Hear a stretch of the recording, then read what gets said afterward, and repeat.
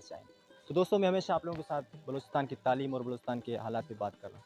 आज मैं बिलख़ुसूस बलूचिस्तान की तालीम पे ये फ़ंक्शन स्टार्ट कर रहा हूँ और मैं सबसे पहले शुरुआत यही करना चाहता कि मैं हाई स्कूल लोही से स्टार्ट करूँ, जो सबसे फ़ंक्शनल स्कूल माना जाता है और जिसके तालीम का जो लेवल है वो सबसे हाई माना जाता है और यहाँ के स्टूडेंट्स काफ़ी डेवलप हैं। तो आज सबसे पहले हम आपको लोही स्कूल का विज़िट कराते हैं। चलिए। ये सारे बिल्डिंग्स आप लोगों को नज़र आ रहे हैं कि ये बिल्कुल नॉन फंक्शनल और किसी भी वक्त ये तकरीबन 1950-60 के दायरे में बने हुए बिल्डिंग जिनका जिक्र मैं पिछले व्लॉग में किया हूँ आप लोगों के नज़र। तो चलिए हम क्लास के अंदरूनी मनाज़र देखते हैं। क्या हम अंदर आ सकते हैं सर? अस्सलाम वालेकुम। सर क्या हाल है? खैरियत से हैं सर? ठीक है। सर हमारा ये व्लॉग बनाने का मकसद ये है कि स्कूलों के और एजुकेशन के ऊपर ख़ुसूसी हम ये अपना ट्रेंड चला रहे हैं। तो हम बलूचिस्तान के एजुकेशन तो वैसे आपको पता है बहुत वीक है। तो इस हिसाब पे आज बलूचिस्तान के स्कूल्स कितने फंक्शनल हैं और नॉन फंक्शनल हैं और कितने इसके बिल्डिंग्स के या स्टूडेंट्स के लिए क्या-क्या चीज़ें ज़रूरी हैं, आपका क्या राय रखते हैं? सर, यहाँ तो सबसे पहले हमें इमारत की ज़रूरत है।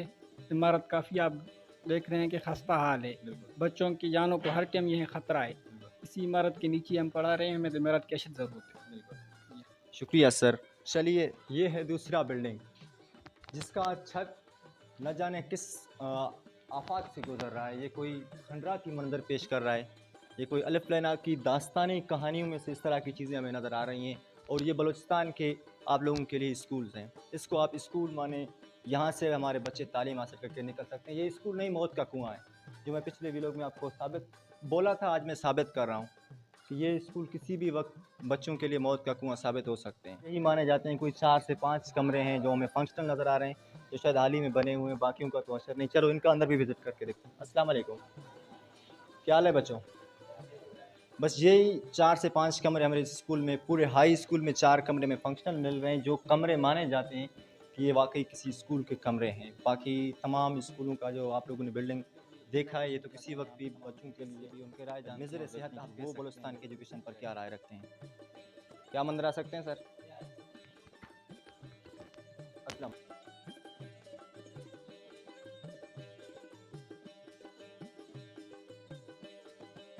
हाँ, तो नाज़रीन आप देख रहे हैं अब हम ऑफ़िस आ चुके हैं और यहाँ पे हमारे सीनियर टीचर जनाब मोहम्मद अयूब साहब हैं, जो एजुकेशन पे बिलख़ुसूस काफ़ी अरसे से काम कर रहे हैं और एक मोहतरम उस्ताद हैं, बहुत मेहनती और बहुत लगन से काम करने वाले। तो आइए आज उनका राय जानते हैं कि वो एजुकेशन में क्या-क्या चीज़ें मज़ीद डेवलप कर सकते हैं या क्या-क्या चीज़ें ज़रूरत हैं, क्या बलूचिस्तान के स्कूल्स कितने फ़ंक्शन हैं दूसरे सूबों की निस्बत, तो उनका राय जानते हैं। अयूब साहब सबसे पहले ये बताएँ कि ये बिल्डिंग किस सन में बनी हुई है जो उसमें बच्चे पढ़ रहे हैं? ये 1978 की बनी हुई है और तकरीबन 2000 के बाद ये ऐसी हालत में है। अभी तक इसको किसी ने ना रिपेयर किया है, ना किसी हमने पहले डीसी साहब को भी इसका लिखा है। खुद डीसी साहब ने बताते खुद इसको विज़िट किया है। एक्सडीओ जो इस वक्त डायरेक्टर हैं वाहिद शाकिर साहब, उनको भी इस पे विज़िट कराया, लेकिन मजबूरी है, अभी क्लासें भी नहीं है, हमें मजबूरी में पढ़ाना पड़ रहा है। अभी इस वक्त भी हालिया बारिशों में रिपोर्ट हमने भेजी है। यहाँ पे भी ऑफिस में भी इस दफ़ा पूरा ये टपका है। बड़ा मसले हैं ये।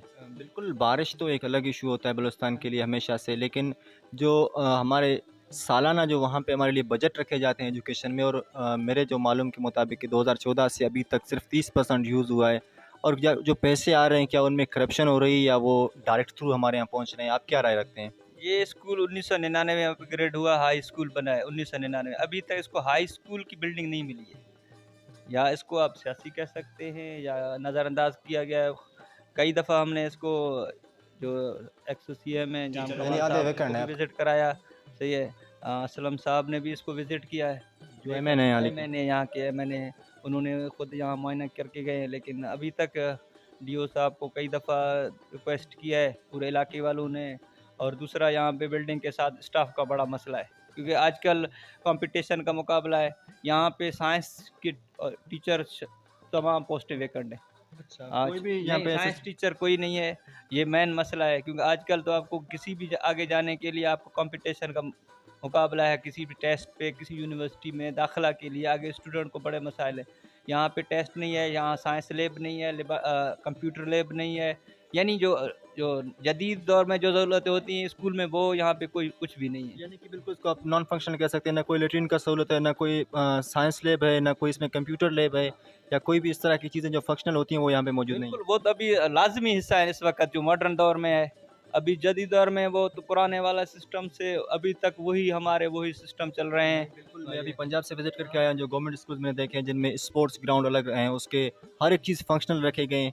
तो पंजाब की निस्बत ये तो सिर्फ इस स्कूल का मामला नहीं है, मेरा जो रिसर्च है कि बलूचिस्तान पूरे में ओवरऑल ये इशू है कि बलूचिस्तान के स्कूलों पे बिल्कुल तवज्जो नहीं दे रहा है, कोई भी लीडर आ रहा है तो ये पूरा वहाँ से ही बेड़ा गर्क किया हुआ है सब ने। तो आप क्या रखते हैं कि उसमें जो मेन चीज़ करप्शन है, या हमारे यहाँ पे हम गलत रिपोर्ट कर रहे हैं, या हम उनको सही ब्रीफ नहीं कर पा रहे हैं? एक तो हमारे पास कवरेज नहीं मिल रही है, मीडिया ने इसको बिल्कुल ध्यान नहीं दिया कि हमारे एरिया में।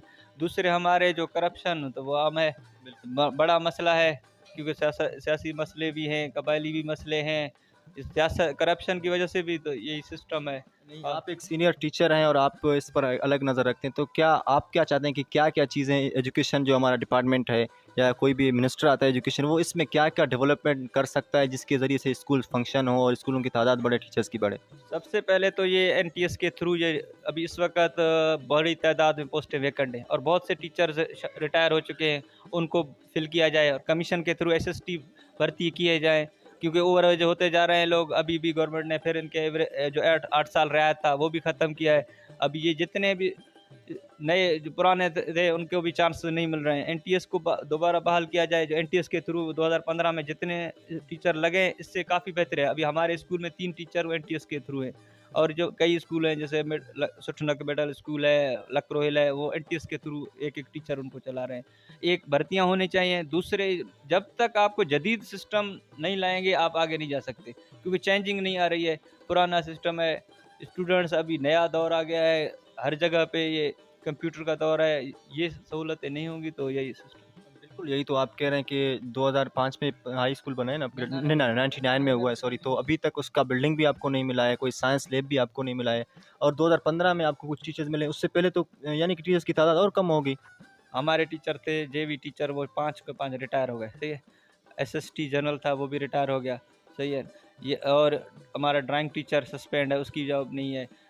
इस वक्त 2 जेवी खाली हैं, एक जेईटी पोस्ट खाली है, 2 एसएसटी साइंस, एक जनरल एसएसटी खाली है, ड्राइंग खाली है।